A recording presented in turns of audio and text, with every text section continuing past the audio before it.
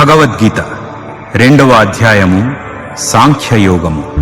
సంజయుడు పలికెను, జాలి నిండిన వాడై శోకతప్త హృదయంతో కంటి నిండా నీరు నిండిపోయున్న అర్జునుడిని చూసిన శ్రీకృష్ణుడు ఈ విధంగా పలికెను. ప్రియమైన అర్జున, ఇలాంటి క్లిష్ట సమయంలో ఈ చిత్తభ్రాంతి ఎట్లా దాపురించింది? ఇది గౌరవనీయ వ్యక్తికి తగదు. ఇది ఉత్తమ లోకాలకు దారితీసేది కాకపోగా అపకీర్తి పాలు చేస్తుంది. ఓ పార్థ, ఈ యొక్క పౌరుషహీనత్వానికి లోను కావటం నీకు తగదు.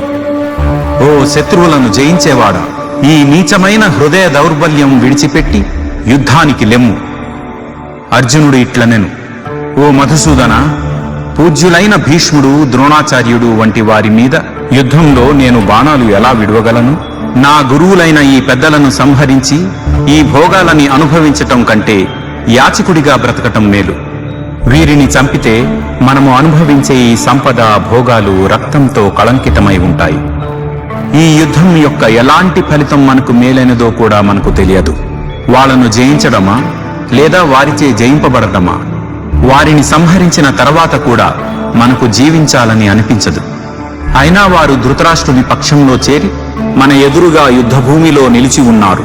నా కర్తవ్యం ఏమిటో నాకు తెలియటం లేదు, మరియు ఆందోళన, పిరికితనము నన్ను ఆవహించాయి. నేను నీ శిష్యుడను, నీకు శరణాగతుడను. నాకు నిజముగా ఏది శ్రేయస్కరమో దానిని ఉపదేశించుము. నా ఇంద్రియములను శుష్కింపచేస్తున్న ఈ శోకమును పోగొట్టే ఉపాయమేది తోచటం లేదు. నేను ఈ భూమిపై సుసంపన్నమైన ఎదురులేని రాజ్యాన్ని గెలిచిన లేదా దేవతల వంటి ఆధిపత్యము పొందిన ఈ శోకమును తొలగించుకోలేను. సంజయుడు ఇట్లనెను. ఈ విధంగా పలికిన గుడాకేశుడు శత్రువులను శిక్షించేవాడు హృషీకేశునితో, గోవిందా, నేను యుద్ధం చేయను అంటూ మౌనముగా ఉండిపోయాడు. ఓ ధృతరాష్ట్ర, ఆ తరువాత ఇరుసేనల మధ్యలో శోకసంతప్తుడైన అర్జునుడితో శ్రీకృష్ణుడు మందహాసంతో ఇట్లు పలికెను, నీవు ప్రాజ్ఞతతో కూడిన మాటలు మాట్లాడుతున్నావు, కాని శోకింపకూడని దానికోసం శోకిస్తున్నావు. ప్రాణములు పోయిన వారి గురించి గాని బ్రతికున్న వారి గురించి గాని పండితులైన వారు శోకింపరు. నేను కాని, నీవు కాని, ఈ రాజులందరూ కాని లేని సమయం లేదు. ఇక ముందు కూడా మనము ఉండకుండా ఉండము. ఏ విధంగానైతే దేహంలో ఉన్న జీవాత్మ వరుసగా బాల్యము, యవ్వనము, ముసలితనముల గుండా సాగిపోతుందో, అదే విధముగా మరణ సమయంలో జీవాత్మ మరి ఒక దేహములోనికి ప్రవేశిస్తుంది. వివేకవంతులు ఈ విషయమున భ్రమకు లోనవ్వరు. ఓ కుంతిపుత్ర, ఇంద్రియ విషయములతో సంయోగము వలన ఇంద్రియములకు క్షణభంగురమైన అనిత్యమైన సుఖదుఖాలు కలిగినట్లు అనిపిస్తుంది. ఇవి అనిత్యములు మరియు ఇవి వేసవి, చలికాలములలా వచ్చి పోతుంటాయి. ఓ భరతవంశీయుడా, కలత చెందకుండా వీటిని ఓర్చుకోవటం నేర్చుకోవాలి. ఓ అర్జున, పురుషశ్రేష్ఠుడా, సుఖదుఖములచే ప్రభావితం కాకుండా రెండింటిలోనూ చలించకుండా నిశ్చలముగా ఉన్న వ్యక్తి మోక్షమునకు అర్హుడవుతాడు. అశాశ్వతమైన దానికి స్థిరత్వం లేదు, మరియు శాశ్వతమైన దానికి అంతం లేదు. ఈ రెండింటి స్వభావాన్ని యథార్థముగా అధ్యయనం చేసిన తత్వజ్ఞానులు ఈ విషయాన్ని నిర్ధారించి ఉన్నారు. శరీరమంతయు వ్యాపించి ఉన్నా అది నాశనం చేయబడలేనిదని తెలుసుకొనుము. ఎవ్వరు కూడా అనస్వరమైన ఆత్మను నాశనం చేయలేరు. ఈ భౌతిక శరీరము మాత్రమే నశించున్నది. అందున్న జీవాత్మ నాశరహితమైనది, కొలవశక్యము కానిది మరియు నిత్య శాశ్వతమైనది. కావున ఓ భరత వంశీయుడా, యుద్ధము చేయుము.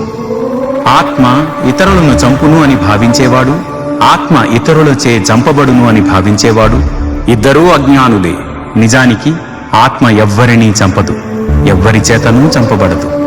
ఆత్మకి పుట్టుక లేదు, ఎన్నటికీ మరణం కూడా ఉండదు. ఒకప్పుడు ఉండి ఇక ముందు ఎప్పుడైనా అంతమైపోదు. ఆత్మ జన్మలేనిది, నిత్యమైనది, శాశ్వతమైనది మరియు వయోరహితమైనది. శరీరం నశించిపోయినప్పుడు అది నశించదు. ఓ పార్థ, ఆత్మ అనేది నాశనం చేయబడలేదు, నిత్యమైనది, పుట్టుక లేనిది, ఎన్నటికీ మార్పు చెందనిది అని తెలిసిన వ్యక్తి ఎవరినైనా ఎట్లా చంపును? ఎవరినైనా చంపడానికి కారణం ఎట్లా అవ్వగలడు? ఎలాగైతే మానవుడు జీర్ణమైపోయిన పాత బట్టలను త్యజించి కొత్త బట్టలను ధరించునో, అదే విధముగా మరణ సమయములో జీవాత్మ పాత శరీరమును వీడి కొత్త శరీరమును స్వీకరించును. ఈ ఆత్మను ఆయుధములు ఛేదింపలేవు, అగ్ని కాల్చలేదు, నీరు తడపలేదు, గాలి ఎండిపోవునట్లు చేయలేదు. ఆత్మ విచ్ఛిన్నం చేయలేనిది మరియు దహింప సఖ్యము కానిది. దానిని తడుపుటకును మరియు ఎండించుటకును సాధ్యం కాదు.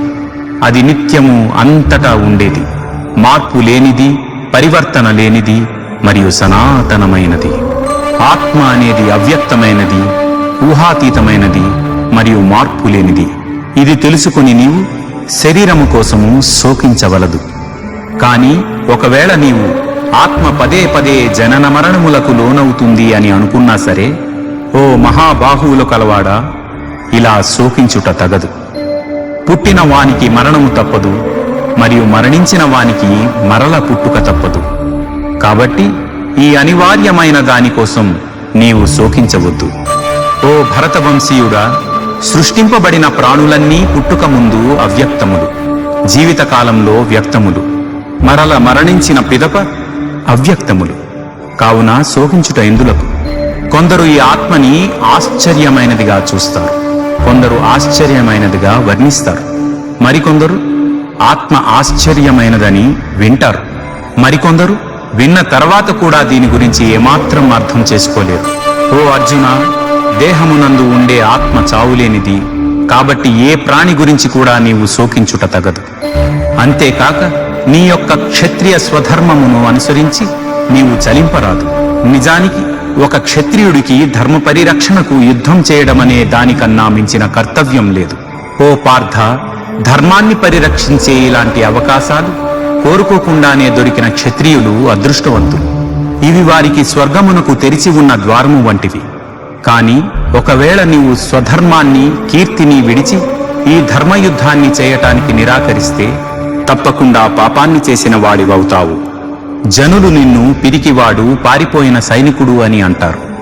గౌరవప్రదమైన వ్యక్తికి అపకీర్తి అనేది మరణము కన్నా ఘోరమైనది. ఏ మహారథుల దృష్టిలో నీవు గొప్పవాడివో వారు నీవు యుద్ధభూమి నుండి భయముతో పారిపోయావనుకుంటారు. అలా వారికి నీ మీద ఉన్న గౌరవం పోగొట్టుకుంటావు. నీ శత్రువులు నిన్ను అపకీర్తి పాలు చేసి క్రూరమైన మాటలతో అవమానిస్తారు. దీనితో నీ గొప్పతనం చులకనైపోతుంది. అయ్యో, ఇంతకంటే ఎక్కువ బాధాకరమైనది ఏమైనా ఉందా?